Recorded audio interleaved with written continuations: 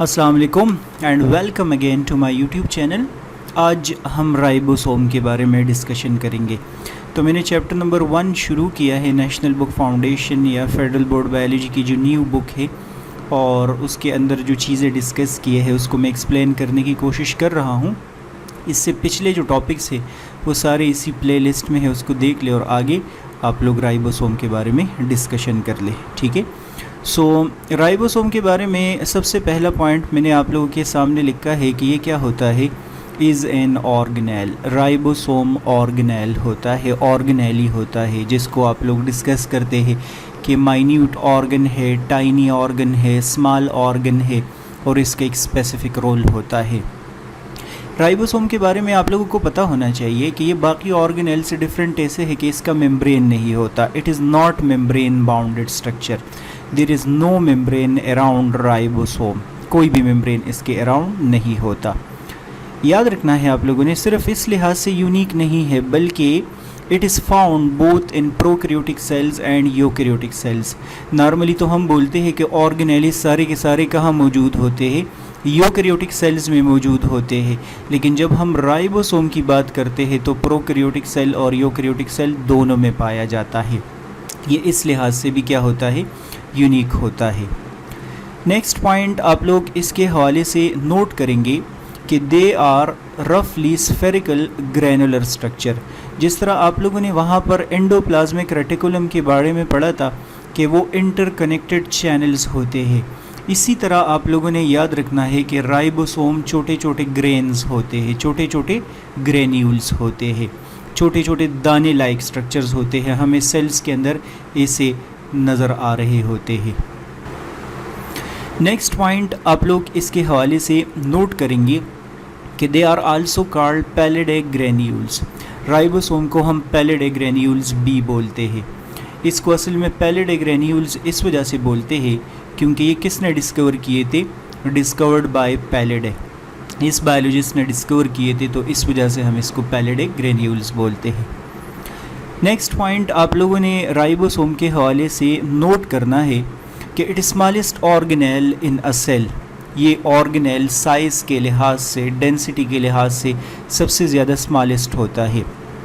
तो कहीं अगर हम सेल फ्रैक्शनेशन कर रहे होते हैं, सेल फ्रैक्शनेशन एक ऐसा फिनोमेना है जिसमें सेल्स के कंपोनेंट्स को सेपरेट किया जाता है, तो ये सबसे लोअर साइड पे हमें नज़र आएगा, सबसे नीचे की तरफ चला जाएगा, सबसे टॉप पे रहेगा। टॉप पे इस वजह से ये रहेगा क्योंकि इसकी डेंसिटी क्या होती है, सबसे कम होती है। सो स्मॉलेस्ट ऑर्गेनेल होता है किसी भी सेल के अंदर। नेक्स्ट आप लोग नोट करेंगे कि चूँकि ये इंतहाई ज़्यादा स्मॉल इन साइज़ है तो it can be seen with the help of electron microscope only. हम इसको लाइट माइक्रोस्कोप की मदद से नहीं देख सकते। बहुत कम ऑर्गेनेलीज ऐसे हैं जो कि हम लाइट माइक्रोस्कोप की मदद से देख सकते हैं। ये राइबोसोम को देखने के लिए हमें क्या करना पड़ेगा, इलेक्ट्रॉन माइक्रोस्कोप का सहारा लेना पड़ेगा। ठीक है। इसके बाद आगे बढ़ते हैं और डिस्कशन कर लेते हैं कि राइबोसोम्स बनते कहाँ है। तो आप लोगों ने पढ़ा है कि सेल के अंदर क्या मौजूद होता है, न्यूक्लियस होता है, और न्यूक्लियस के अंदर न्यूक्लियोलस होता है। तो राइबोसोम न्यूक्लियोलस के अंदर बनते हैं। वैसे न्यूक्लियोलस में अलग आप लोगों को टॉपिक समझाने की कोशिश करूँगा, आप लोग उसका टेंशन ना लें। सो राइबोसोम्स न्यूक्लियोलस के अंदर बनते हैं, ये आप लोगों को इसके हवाले से याद होना चाहिए। आगे बढ़ते हैं और हम अब स्ट्रक्चर ऑफ राइबोसोम पढ़ते हैं। देखते हैं कि राइबोसोम ग्रैनुलर स्ट्रक्चर्स तो है, ग्रेन्स के फॉर्म में तो होते हैं, छोटे छोटे दाने हैं, लेकिन इसके डिफरेंट कंपोनेंट्स कौन कौन से हैं और वो क्या करते होते हैं। बुक में डिस्कस किया है कि they are composed of equal amount of ribosomal RNA and protein. ये इसका कंपोजिशन है। कंपोज मैंने लिखा है तो इसका मतलब राइबोसोम किस किस चीज़ से बना होता है, राइबोसोमल आरएनए और प्रोटीन से बना होता है। दूसरा पॉइंट मैंने लिखा है कि they are also called ribonucleoprotein particle. Ribosome को असल में राइबो न्यूक्लियोप्रोटीन पार्टिकल इसी वजह से कहा जाता है क्योंकि आप लोग देख ले, इसमें राइबो न्यूक्लिक एसिड मौजूद है जिसको हम आरएनए बोलते हैं, और इसी के साथ साथ प्रोटीन मौजूद है। सो राइबो न्यूक्लिक का मतलब होता है राइबो न्यूक्लिक एसिड, आरएनए। और प्रोटीन का मतलब होता है प्रोटीन। तो ये राइबो न्यूक्लियोप्रोटीन पार्टिकल्स होते हैं। नेक्स्ट आप लोग नोट करेंगे कि राइबोसोम्स आर मेड ऑफ 2 सब यूनिट्स, i.e. स्मॉल सब यूनिट एंड लार्ज सब यूनिट। आप लोग इसका डायग्राम जब डिस्कस करते हैं बुक के अंदर वैसे डायग्राम बना ले, और अगर पेपर में बनाना हो तो बेशक यही डायग्राम बना ले। इसके एक पोर्शन को हम क्या बोलते हैं, लार्ज सब यूनिट बोलते हैं, और दूसरे पोर्शन को हम क्या बोलते हैं, स्मॉल सब यूनिट बोलते हैं। ये मैंने लार्ज बनाया है और ये यहाँ पर मैंने क्या बनाया है, स्मॉल बनाया है। या सिंपल आप लोग ये वाला लार्ज बना दे और इसके साथ यहाँ पर एक स्मॉल बना ले। सो ये लार्ज सब यूनिट और ये स्मॉल सब यूनिट होता है।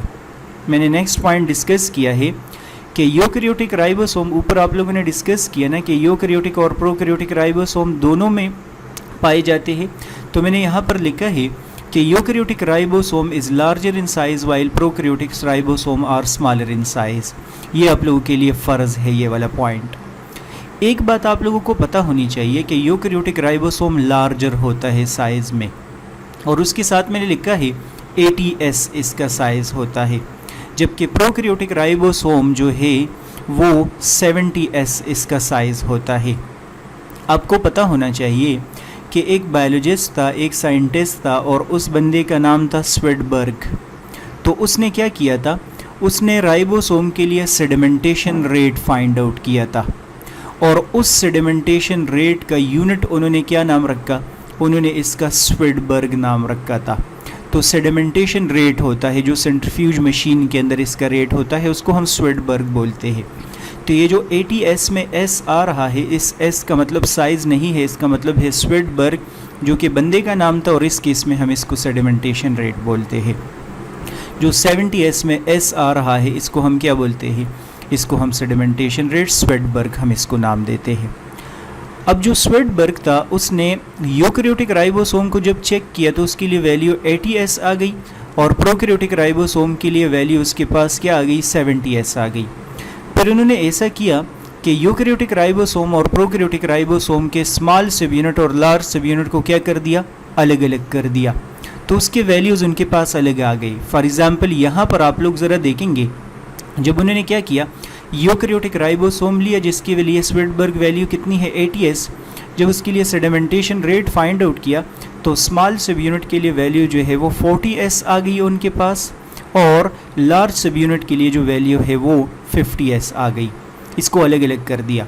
अब क्वेश्चन ये अराइज होता है कि यहाँ पर स्मॉल सब यूनिट जो आप बता रहे हैं ये लार्ज सब यूनिट है, इसके लिए आप बोल रहे हैं 50s, और स्मॉल सब यूनिट के लिए बता रहे हैं 40s।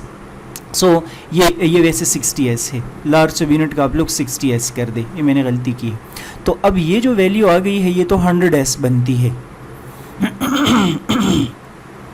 ये जो वैल्यू आ गई है ये देख लीजिए क्या है, ये 100s है। 20s कहाँ गायब होता है? तो एग्जामिनर अगर इनके हिसाब से पूछता है कि ये जो चेंज आ रहा है, ये डिफरेंस जो 20s का आ रहा है, ये क्यों आ रहा है? क्योंकि राइबोसोम का शेप चेंज हो जाता है, सरफेस एरिया डिसअपीयर हो जाता है। ये देख ले, ये लार्ज सब यूनिट में अलग कर देता हूँ, स्मॉल सब यूनिट को मैं अलग कर देता हूँ। जब ये दोनों अलग अलग होंगे ना, तो ये वाला सरफेस एरिया इसका एक्स्ट्रा एक्सपोज हो गया, ये वाला सरफेस एरिया इसका एक्स्ट्रा एक्सपोज हो गया। जब इन दोनों को मैं कंबाइन कर देता हूँ तो आप देख ले कि ये वाला जो सरफेस एरिया है ये इसका क्या हो जाएगा, डिसअपीयर हो जाएगा, ये कंबाइन हो गए हैं। तो चेंज इन शेप की वजह से, चेंज इन सरफेस एरिया की वजह से ये जो 20s डिफरेंस है ये आ रहा है। ये लार्ज सब यूनिट का वैसे आप लोग इसको 60s करेंगे। जब उन्होंने प्रोकैरियोटिक राइबोसोम जो कि 70s होता है उसके लिए वैल्यू फाइंड आउट कर दी, तो आप लोगों ने याद रखना है कि उसमें स्मॉल सब यूनिट की वैल्यू उनके पास क्या आ गई, 30s, और लार्ज सब यूनिट की वैल्यू उनके पास आ गई 40s। ठीक है, ये वैल्यूज़ उनके पास आ गए थे। तो ये रट्टा लगा ले, ये दो मैंने करेक्ट कर दिए हैं। असल में ये सपोज करते हैं, ये मैंने लिखा है ना ऊपर, तो उसको मैं कॉपी करके इधर पेस्ट करके उसको चेंज कर देता हूँ, तो कभी कभार ये छोटे छोटे मिस्टेक्स होते हैं। तो प्रोकैरियोटिक राइबोसोम 70s है, और यूकैरियोटिक राइबोसोम का जो लार्ज सब यूनिट है वो 60s है। फिर ये दो इसके सब यूनिट्स होते हैं। ठीक है, इस पर रट्टा लगा ले। जो चेंज इन शेप आ रहा है वो आप लोग देखेंगे, ये फिर देख ले 50s कर दे इसको, ये वाला 50s कर दे। अच्छा, जो यहाँ पर आप लोग देख रहे हैं स्मॉल और लार्ज सब यूनिट एक दूसरे के साथ क्या होते हैं, कनेक्टेड होते हैं। क्वेश्चन ये अराइज होता है कि ये एक दूसरे के साथ कनेक्टेड कैसे होते हैं। तो बुक में डिस्कस किया है कि attachment of both these sub units occur by salt bond और मैग्नीशियम आयन। ये जो लार्ज और स्मॉल सब यूनिट है इनको अटैच करने के लिए कौन सा बॉन्ड मौजूद होता है, साल्ट बॉन्ड मौजूद होगा और मैग्नीशियम आयन्स मौजूद होंगे। इनकी मदद से ये दोनों सब यूनिट्स जो है एक दूसरे के साथ क्या हो रहे होते हैं, कनेक्ट हो रहे होते हैं। इसके बाद मैंने डिस्कस किया है कि राइबोसोमल सब unit combine together during protein synthesis only. Ribosomes एक दूसरे के साथ कंबाइन तब होंगे जब ये प्रोटीन सिंथेसिस करेंगे। अगर इनकेस ये प्रोटीन सिंथेसिस नहीं करेंगे तो फिर ये एक दूसरे के साथ कंबाइन नहीं होते, ये स्कैटर्ड इन साइटोप्लाज्म होते हैं, अलग अलग एक दूसरे से मौजूद होते हैं, बिल्कुल साइड्स पे क्या होते हैं, मौजूद होते हैं। नेक्स्ट पॉइंट आप लोग नोट करेंगे कि mitochondria and chloroplast also have 70s ribosome. वैसे ये एनबीएफ की जो न्यू बुक है उसके अंदर ये पॉइंट नहीं डिस्कस किया, लेकिन माइटोकॉन्ड्रिया के अंदर भी राइबोसोम होते हैं, क्लोरोप्लास्ट के अंदर भी राइबोसोम्स होते हैं। और आप लोग नोट करेंगे कि ये वाले जो राइबोसोम्स है ये 70s होते हैं। इनके हिसाब से पेपर में पूछा जाता है तो माइटोकॉन्ड्रिया और क्लोरोप्लास्ट के जो राइबोसोम्स है वो किसके राइबोसोम्स के साथ रिजेंबल करते हैं, बैक्टीरिया के राइबोसोम्स के साथ रिजेंबल करते हैं। बैक्टीरिया के राइबोसोम्स के साथ क्या करते हैं, मैच कर रहे होते हैं। ठीक है, सो ये क्या है, ये राइबोसोम्स के बारे में, स्ट्रक्चर के बारे में हमने डिस्कशन की है। आगे बढ़ते हैं और राइबोसोम का अब हम फंक्शन पढ़ लेते हैं। तो वैसे सबको पता है इसको हम प्रोटीन फैक्ट्री बोलते हैं। राइबोसोम्स को असल में प्रोटीन फैक्ट्री इस वजह से कहा जाता है क्योंकि ये क्या करता है, they are involved in protein synthesis. इसका काम होता है प्रोटीन को सिंथेसाइज करना, प्रोटीन को बनाना।